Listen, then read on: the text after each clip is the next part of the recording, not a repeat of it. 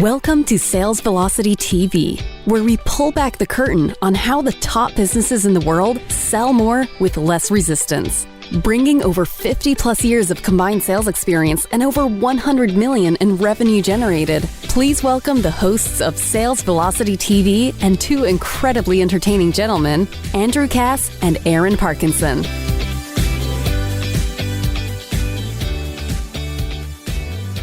Welcome back, everybody, to another episode of Sales Velocity TV. I'm Andrew. That's Aaron. We're kind of giggling here because we were having a funny conversation before we kicked off, and I don't know how we got there, and I don't even know if we'll even talk about it right now. I know how we got there. Here's how we got there. Okay. We were talking about optimizing your life. You haven't been sleeping enough lately. I was giving you a hard time saying, look, it's part of what we do. And for those of our listeners that don't know, I'm a big proponent of sleep, that whole work until you're dead thing. I get it in the beginning when you got to get over that initial hump. You got to do what you got to do, right?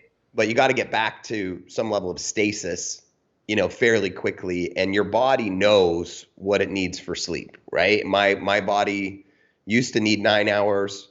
Now it seems to need 8 hours, but like one less hour of sleep and the whole next day I'm kind of dumb, kind of irritable, got a little bit of anxiety, and you were saying that you woke up that way today and you felt like you just wanted to punch a wall or something. And then I asked you how your sleep was and you said you slept 6.5 hours last night. I'm like, well, there's factor number one. Good point.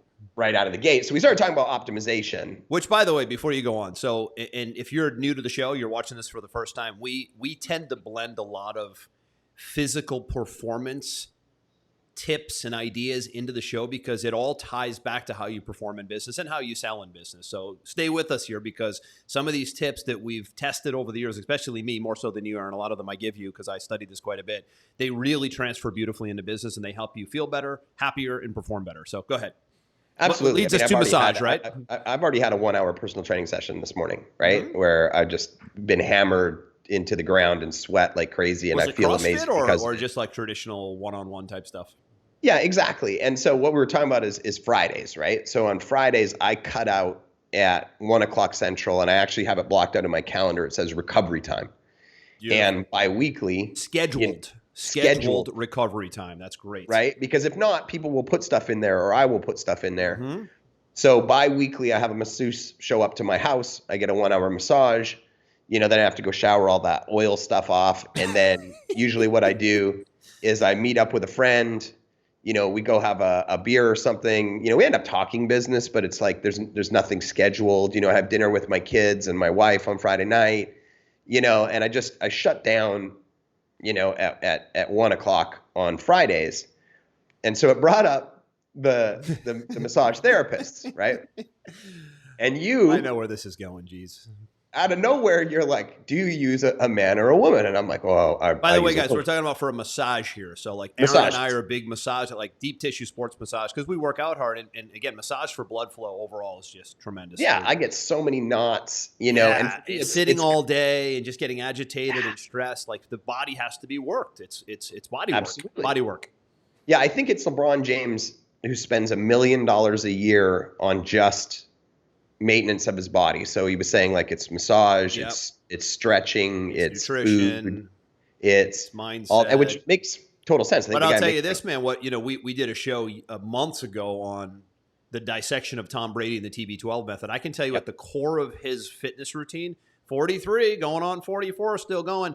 It's one thing. Now there's a lot of things, but the one main thing, by the way, and you know this, but I'll tell the viewers, the one thing that has allowed him to have the longevity that he has is what's called pliability work, which is massage basically. It's deep tissue work that keeps the muscles in the joints very soft and supple so that they can withstand a lot of the hitting and the movement and the change of direction and age. So they don't tear. They don't.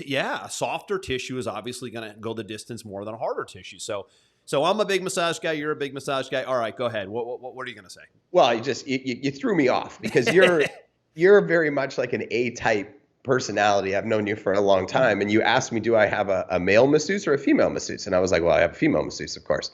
Right? Not that I'm against having a male masseuse. I just prefer to have a female masseuse. And you're like, well, a couple weeks in a row, I've gone off the rails here a little bit, and I've gone with the male one. And I was astounded. I thought I think you fell off your chair. I am shocked because it's just so not in alignment with your personality. And you were telling me it's been amazing.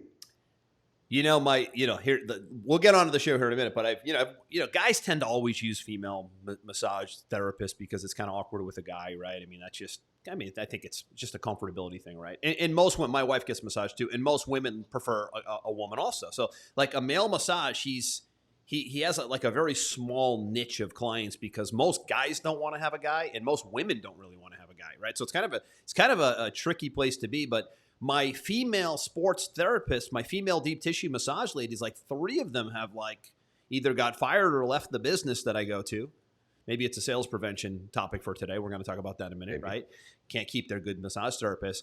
And I'm like, I get used to someone and I don't want to change. And I'm like, listen, we know you like to use women, but we have this one guy here. He's an athletic type, deep tissue sports massage guy. We highly recommend him. Give it a try. I know you'd prefer women. And I'm like, it took me a couple times to say yes, and I finally said yes.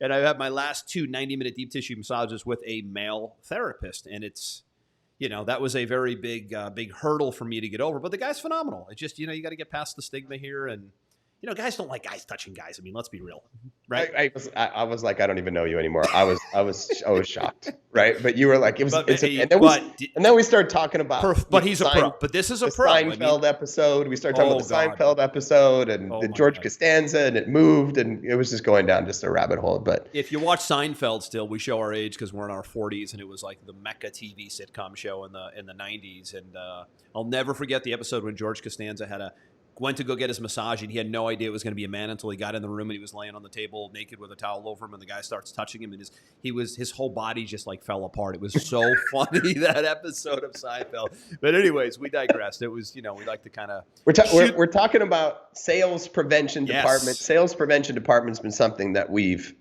had on multiple shows where we like to visit it about once every 6 weeks or so. So if you see that, this is a topic that you've done before, it's not the same show. It's that we keep running into sales prevention scenarios, and we want to make sure you don't have a sales prevention scenario in your business because you most likely do. The key is to catch it early. Yeah, and I actually was talking to one of our clients yesterday, and they were saying that part of the training that they offer, they're a trading company, I think they're a Forex trading company. Forex trading, yeah. And once a week, what he shows his students is a winning trade and a losing trade, and he dissects both. Right? Because he feels like you can learn as much, if not more, from the losing trade as you can analyzing the winning trade. No question. Right? So I think that's part of the show is sometimes you learn more from the wrong way to do things than just talking about the right way to do things all the time. Right? Totally. Which is why we do the sales prevention department. What is happening in specific businesses that are causing them to push sales away from them and say, I don't want it? To deter the transaction. To deter the transaction. So it was great that we decided to do this morning because I literally came from a Zoom right before the show today, and I'm on I'm an executive committee on one of the stratas because I own a condo, on the beach and rent it out, and I'm part of that executive committee, and we're getting the whole building painted. So big job, right? We're talking about 4 buildings. Repairs of walls, multiple paint coats, 3 months, probably a 3-month job altogether. So we've got multiple, vendors submitting proposals for this thing. And it came down to 2. And one is a professional company that everybody recognizes the name. And one is a company that's been around for 30 years where one of the people on the executive committee knows the person really well. He's like, look, these guys have been doing jobs for me and my family for 30 years. I can wholeheartedly support their work. I trust them, et cetera, et cetera, et cetera, right? Costs were the same. This one guy that I'm going to talk about, he was actually able to start next week versus starting in 2 months. So he had, a reputation. He had someone on the inside. He could start earlier. His price was the same. He had a lot of things leaning in his direction. But then the proposals came for us to review. And the first company, the professional one that didn't have a relationship established with anybody on our committee, 7 pages, all broken out, timelines, stages, costs, people associated with it, contingencies, the whole thing, like absolutely dialed, right? The guy with the friend on the inside, 1 page, 4 bullet points. We're like, okay, this is a $100,000+ job. And it looks like you kind of just mailed in the proposal. Like whipped it together because he's comfortable? I don't know. I don't know if it's a strength in his business or not a strength, or he's so busy that it doesn't matter. Or if he's just not aware that it's important. But for you as the end user, you were turned off by the overall too simplistic of the proposal for that size of a job, and real detail, and kind of almost like, does it look sloppy, and does it look rushed, and does it look lazy? Is that how you feel? Or uneducated, right? Is the big challenge. Like, when you're talking, if you offer a service, especially a service, but anything that's particular, what I would consider to be high ticket, right? Like if you're selling something that's job, right? $5K plus, right? And in this particular case, we're talking about $100,000, right? The client is looking for reasons to say no, right? Because it's a big commitment. It makes them nervous, right? The things that make them say yes are the professionalism of what you put forward, right? Your branding consistency, your language. I can't tell you how many show up with spelling errors. I legitimately looked at this. That's spelling and grammar to me is like a huge red flag. Huge red flag, right? I just looked at this client's website yesterday. They're doing well. They're doing, about $1 million a year. And I went, and their big bold headline had a spelling error in it on their page. Nice. That was a completely different word. And I said, well, first off, that's a problem. And he was like, oh my God, this is why we need to find somebody like you, because nobody's even caught this. And I'm like, that's a problem. Set of eyes helps. Right. That's very first headline on their website, right? Spelt wrong. And you got to put yourself in the customer's position of how professional are you looking? Does it look like you've thought about this? And the great thing is that you can put together a template, right? And really think about all the things going on in the client's mind. What am I going to get? What are the timelines? Who am I working with? Do you have testimonials and reviews? What does your contract look like? Put yourself in their mind and maybe spend one day making it look really professional with branding and logo and images and all that stuff. And then you just modify it as you move forward, with the information from the next client or the next client or the next client. But when you look at your process and it looks like you just mailed it in, like even things like email signatures, not your company's not there, your title's not there. There's not a link to your site. There's there's just nothing. You just look like an amateur.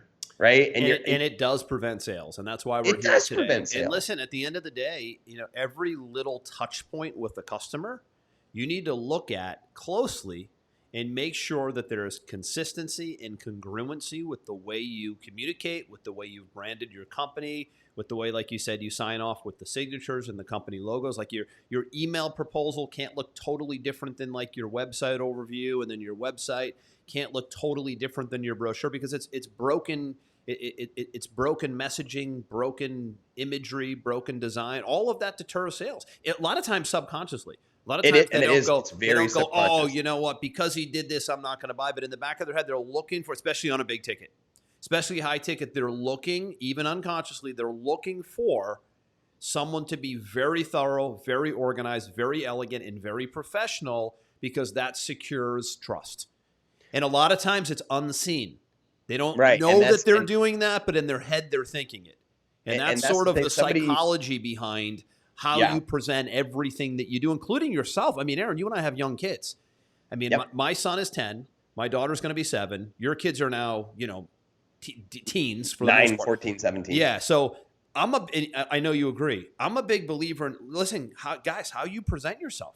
You can't have your hair growing over your eyes, hanging down over your nose, and being all sloppy and having clothes hanging out, and your shoes are a mess with different color shoelaces. I mean, I know that's all fun and you're a kid, but I'm telling you that you look disorganized, you look messy, and you don't want to grow up being that way.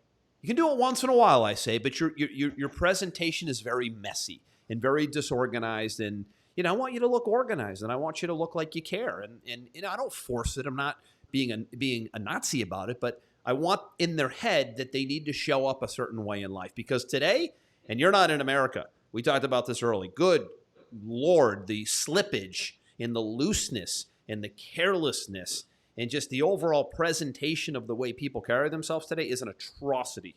Ronald Reagan and John F. Kennedy, one great Republican president and one great Democrat president. I want to make sure I represent both sides of the aisle here.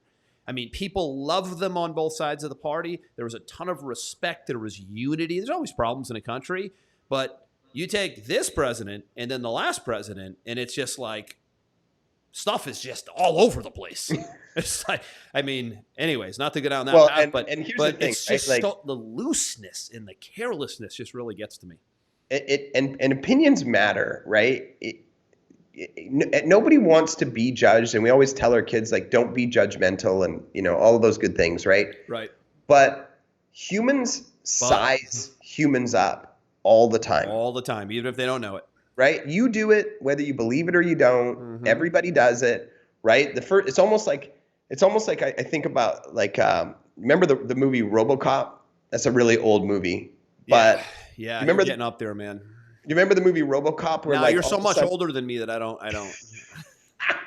Right? Like, he would see a human, and you would see it through his eyes, and it would be like height, weight, nationality, boom, boom, boom, and it would size it up, like robotic. Right? We do that, right? We are judgmental because genetically we're predispositioned to try and find people like us or stronger than us to survive in a tribal society, right? So we're always evaluating everybody to be like, are they like us or are they more powerful than I so that I should follow them, right? And then how you respond to those people is then affected by that. And that is a reality. Maybe it's a sad reality, but it's a true reality. But it's not ever going to change because it's human nature. It's human psychology. It's just the way we're wired. So you can say, hey, this is a looser world and it's more casual and I'm just going to show up and say whatever. And probably nobody will say anything.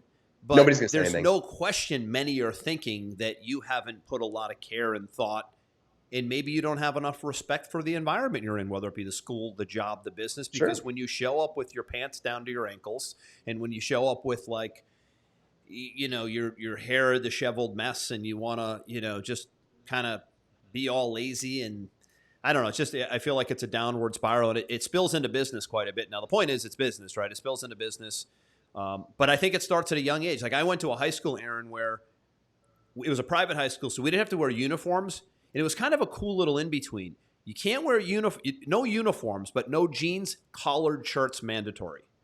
So it wasn't like the stuffy uniforms, but it was like that little elegant level of respecting the way you dress and coming in. No jeans, no shorts, collared shirts, could be buttoned down, could be any color, no formal uniforms. I loved that little hybrid style of getting kids. And honestly, to this day, I mean, that stuck with me in high school. I pretty much, call me whatever you want to call me. But today's like one of the first days I don't have a collared shirt on doing the show in a long time. Although this is like a stylish shirt. It isn't a t-shirt that I grabbed out of my gym drawer. It's a nice designer t-shirt or just non-collared shirt. But do you feel awkward today? No, I feel fine, man. I mean, I'm past that stigma. But I have it in my. You see how it's ingrained since high school? Yeah. Like, I tend to wear a collared shirt when I'm doing business, going to my office, even if it's a short sleeve polo style collared shirt, because it's kind of wired into me since I was in that environment in high school. So it all starts at a young age, not to veer off to. Well, we have to circle this back around, right? Which is that somebody once said to me, it's not the deal, it's the feel, right?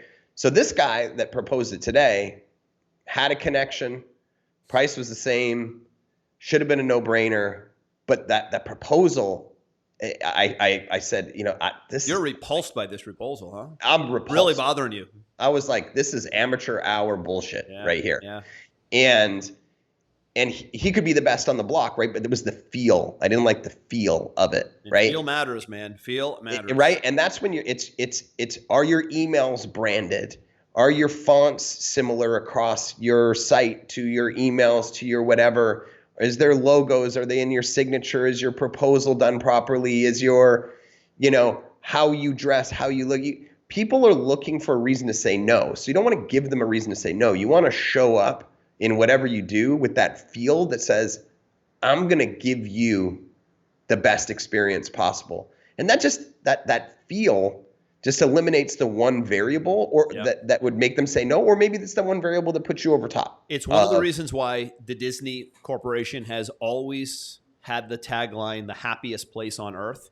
And the reason they call it the happiest place on earth, and a lot of people don't know this, I've studied Disney quite a bit over the years as a business model, is they engineer every single touch point of their park, every single entry point, every single ride, every single hotel, anything associated with Disney, they choreograph almost everything. Mm-hmm. Everything is a show. There's no detail, no stone left unturned. They're very careful with how they present everything. Super clean, no trash on the ground. Like it is, people are fired for a can not being in the trash can. But one of the what do they call them? The Mountaineer Musketeers, or the what was it? The name of the staff? They call them like Mouseketeers. Mouseketeers? Are they Mouseketeers? Yeah, and they also have a weird other name for their staff. Is they're not staff. They're not team members. There's something else. Aren't they Musketeers? I don't remember, but it was almost like they're performers or something. They call them performers. Yes. It's a completely different So key word here in selling is almost everything needs to be choreographed, organized, thoughtful, every step of the way, because even subconsciously, your prospect is almost today looking for the mess up. Yeah. They're looking for a way out because they have so many options today. So don't give them a way out. Give them the most elegant, most thoughtful experience that you can, and you will have so much less selling resistance, which we talk about quite a bit here on the show, kind of the theme of the show. And you will have so many more people raving about the experience with you. Apple does a phenomenal job of this. We talk about Apple a lot. Mercedes does a great job with this. Rolex does a great job with this. I mean, these are huge brands that you could possibly say, but I'm not Rolex and I'm not Mercedes. But success leaves clues. Success leaves emulate clues. What they do. Yeah. And maybe the exercise here for today for people is to look through all of their assets in their business, read through them all, look through them all, and just ask themselves, how does this make me feel? Feel is the word, right? Feel is the word. It's not what they think, although that matters, but they're going to feel before they think. So how can you make someone feel when they come through your process? We talk about it a lot. We put so much time and energy and money into the customer service and the customer experience component of new Pipeline Pro activations. When somebody comes into our software platform, hundreds and hundreds and hundreds and hundreds of people a week, frankly, and almost never do we get someone going, this was the worst experience ever. I mean, sometimes there's a little tech thing, but never anything that isn't jumped on by telephone right away and by email and by text. And even if we have to get on a Zoom with someone and walk them through it, we are all over that so that everybody goes, that was just the greatest experience ever. And I want to refer you. You want that when I want to refer you. We get it all the time. And that's what it's all about.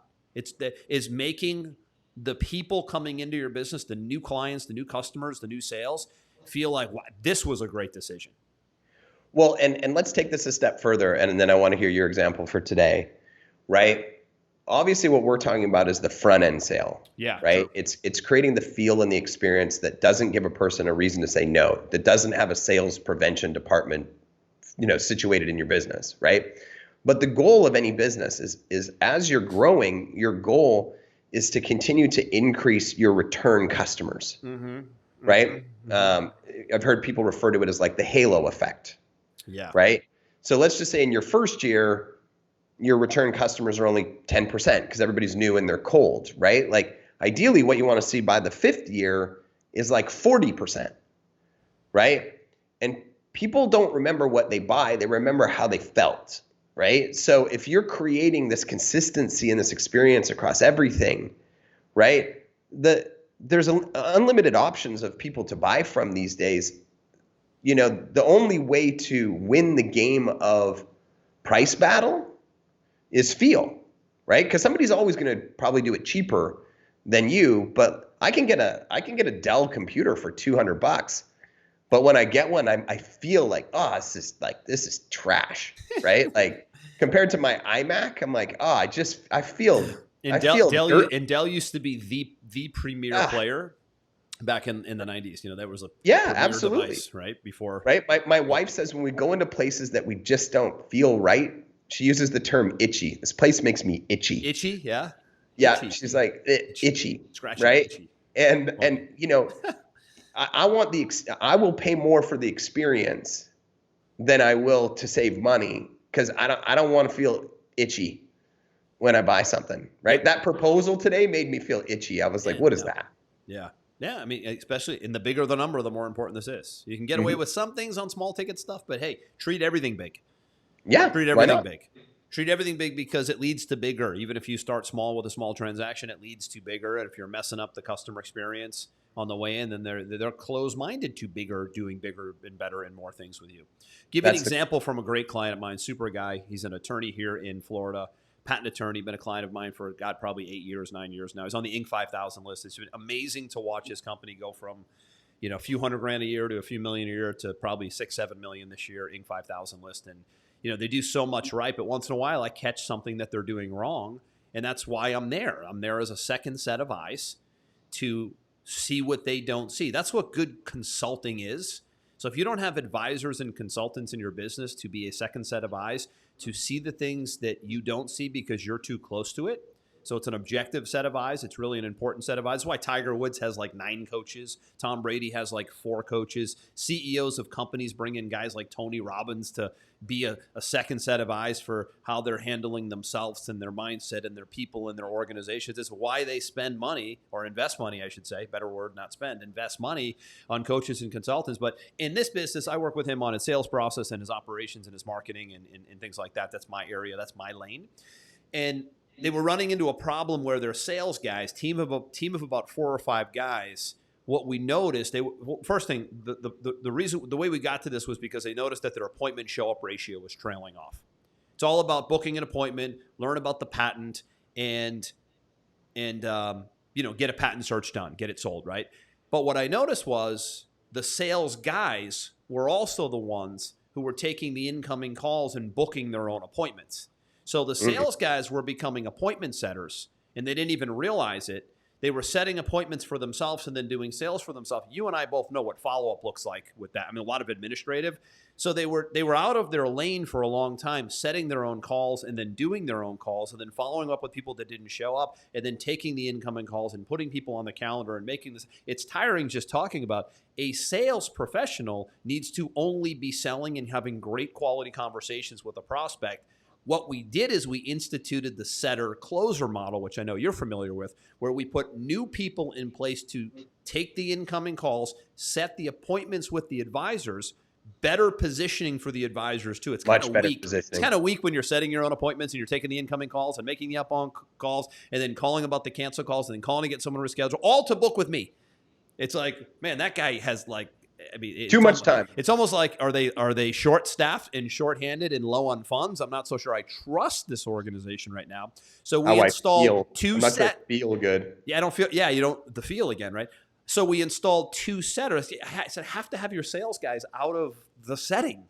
Your sales guys can't make appointments. They need to be teed up with appointments so they can stay really focused and do a great job and not feel rushed and not feel like they have to go do 3 other things. They can be engaged in that 30 to 45-minute consultation call about the patents, and they put the setters in, which gives back at least 3 hours a day in some cases, Aaron, to the sales professional's day. They're getting back 2 to 3 hours a day of time that they were chasing people around to do appointments for, and now they're like, really less stressed, zeroed in on that sales presentation that they're doing, and the setters can do the follow-up. The setters set the appointments. If someone doesn't show up, the setter reaches back out and says, hey, we noticed you didn't show up. Let's get you back on the calendar with Aaron. He's got a slot on Thursday at 2 p.m., and they're staying in their lane, and the setters are in their lane, and it's the setter-closer model with any business always takes that business to a new level and greatly bumps up conversions on who shows up, because there's someone in a role to make sure that A, they get booked, and B, they show up, and if they don't,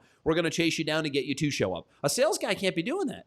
He's completely out of his lane. They can, but it's messy. You got to look at dollar per hour, right? Yeah.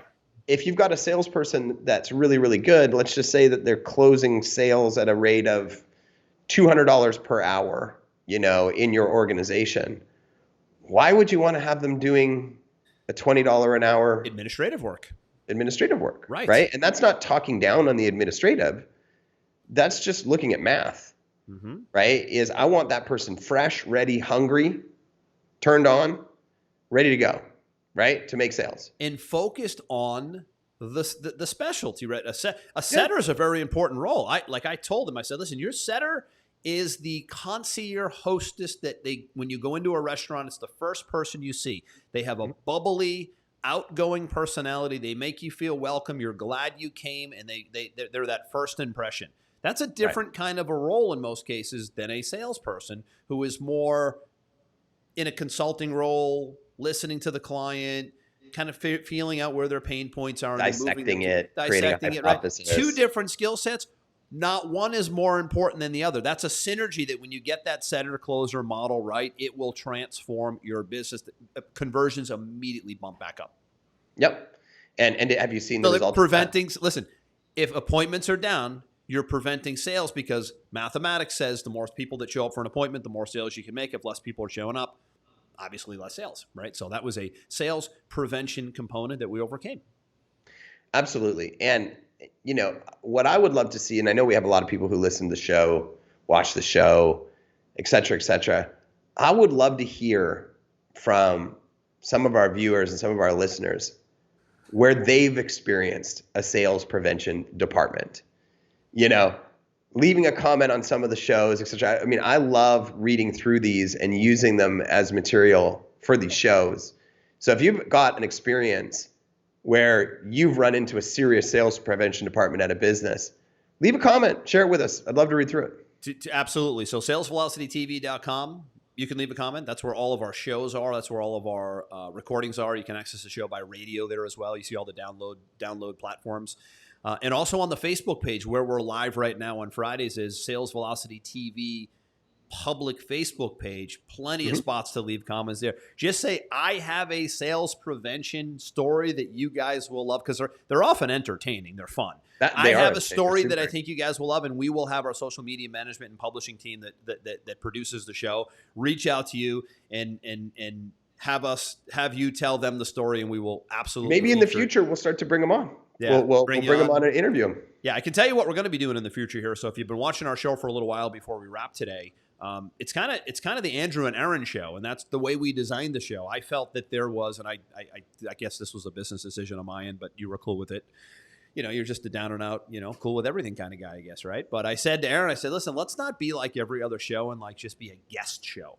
Let's bring in guests once in a while, but let's make sure that the guests are doing one thing that very few other guests are doing, and that is they have a sales machine. I mean, we're talking about who we're vetting right now to bring onto the show. They're not just cool people that have a business for a year or two. We're talking multi-million, multi-tens of millions, even hundreds and hundreds of $1,000,000 style empires that they've built from scratch. That's who we're going to bring on the show periodically. Maybe once a month, maybe twice a month, depending on availability. It's going to be the Andrew and Aaron show for the most part. But we got a couple big-time players that are in the queue that we want to bring on who are doing big-time things. And I always love hearing the evolution story from where they got started to how this became a $100 million empire, a $10 million empire. It's phenomenal. Some of them are on the Inc. 5000 list. A couple are my clients. I know a couple will be your clients. But there's a couple big names that you will most likely know that we'll be bringing on in 2021 here that, we'll just give a different angle and a different viewpoint to the show. I think it's fun because, my belief is that if somebody else can do it, so can you, right? If somebody else has already done it, I can follow in their footsteps and accomplish it. The social proof for me is already there. So having those types of guests on are super, super important. I have a client of mine right now that somebody got in his ear and said, you can't do, what you're doing right now. There's plenty of examples of people who've done what you've done before. Don't listen to the naysayers. That's the devil creeping in your ear, right? So when you're constantly, listening to shows like this and you're watching, maybe YouTube channels or podcasts of super, super successful people, all it's doing is it's just reinforcing in your brain that it's been done before. There's proof in the concept. Success leaves clues. You can do it too. I way rather be constantly feeding my mind with things like that than feeding my mind with the doom and gloom and everything's falling apart and oh my God, everything's a disaster and it can happen real quick. Yeah, listen, it's been the pandemic and politics and all the stuff that's gone on in this country. It's been a rough last 15 months for many. You have to go out of your way to feed your mind with the certain kind of information and the certain kind of philosophies and thought processes that don't exist in mainstream media or on social media today. Case in point, when I was working out the other day, I said, you know what, let me just grab some Jim Rohn on YouTube. I have like a folder of old school Jim Rohn stuff, and listening to that guy, and he was big in the 70s and 80s and 90s, but that voice and the way he explains things. I mean, this is like the godfather of personal development to me. I love just popping on a Jim Rohn. If I get down, I'll just pop on like a 20-minute Jim Rohn YouTube thing while I'm working out or just, cooking or cleaning or doing whatever I'm doing, chore-wise at home. And it makes a big difference. One of his all-time favorite quotes I'll leave you guys with today is, in order for things to get better, you have to get better. And it's his signature quote. Right. In order for things to change, you have to change. In order for things to get better, you need to get better. Most people are blaming someone else. And I'll match one of my favorites as well. Right. Garbage in, garbage out. Right on. Right. What you put in your mind, what you put in your body, garbage in, garbage out. That's right. That's right. So there's a lot of deliberate work that needs to get done outside the day-to-day and, getting caught into different media conversations. Geez, in this country, Aaron, you're not here. So I'm so grateful that I'm not getting hit with that media 24/7. I got to tell you, I wish I lived in the Cayman Islands right now because I don't love where our country's going. I feel like, information's getting suppressed, censorship's getting in the way. I don't even know who to believe anymore. I mean, to me, that's the most dangerous thing in a society is when information is censored. And when big media like Facebook and Google and Twitter and companies like this who drive a lot of the information get called to Capitol Hill 3 times in 2020 because they're burying information about science and politics and just the way people want to think and feel, that's pretty dangerous because then you start to not know who to believe. And when you rely on the news to get the news and the news isn't really the news all the time, then you're in a pickle. And that's I got a better suggestion. Tough place to be. Don't watch the news. I make my own news. Yeah, no, listen, it's not about watching it. I mean, you have to kind of check in on things. You don't need to sit in front of it and bury yourself in front of it. Once in a while, you got to know what's going on when it comes to economics and business. You know what? One of my favorite authors was Andy Andrews. Yeah, I know he is. He wrote The Traveler's Gift, which is one of my favorite books. We had him speak at one of our events. Do you remember? Yeah, absolutely. Yeah, he was at one of our events back in like 2010 or something. Yeah, awesome guy. Yeah. Right? If you haven't read his book, The Traveler's Gift, go buy it. I have read it a long time ago. Right? And I remember him talking about this news concept and somebody getting really mad at him about not watching or listening to the news. And he lives on a small island on the coast of Florida. I can't remember which one it is. And the guy that lived down the road from him said, well, what if a hurricane was coming? If you never listened to the news, like, what would happen? He said, well, just based on the fact of what's happened today, I'd walk out and one of you would tell me there's a hurricane coming because you guys watch the news. And that would be the end of it.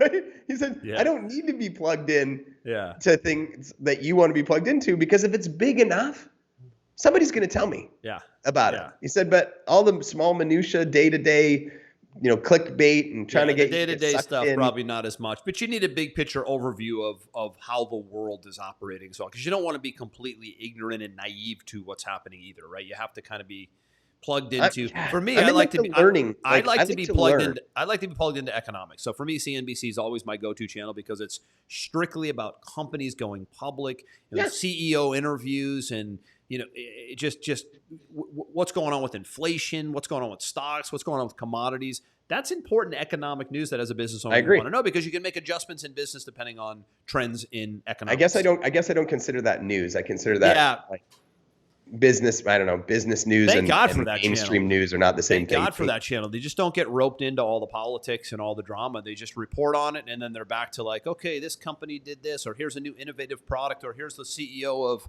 we got Jeff Bezos from Amazon on today, and he's donating $100 million. Like, it's all to me like positive, productive stuff on how to run a business, how to run a company, and you got to be just careful what you listen to and what you let in. But you also have to make sure you're watching a lot of different sources because in our country, if you watch CNN, in Fox News and you go back and forth, you'd think it was two different countries.